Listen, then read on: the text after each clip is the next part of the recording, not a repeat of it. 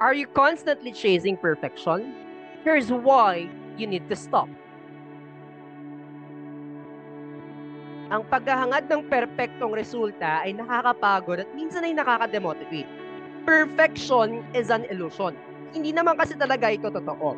Instead of aiming for perfection, aim for progress.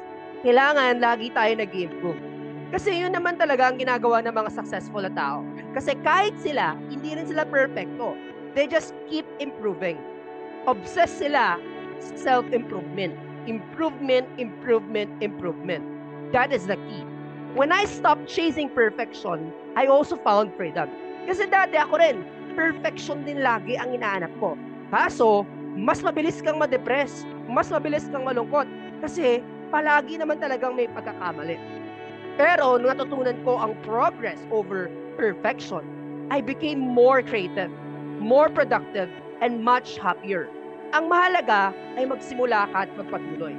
Kahit na meron ka mga pagkakamali, ang importante, nag-i-improve ka.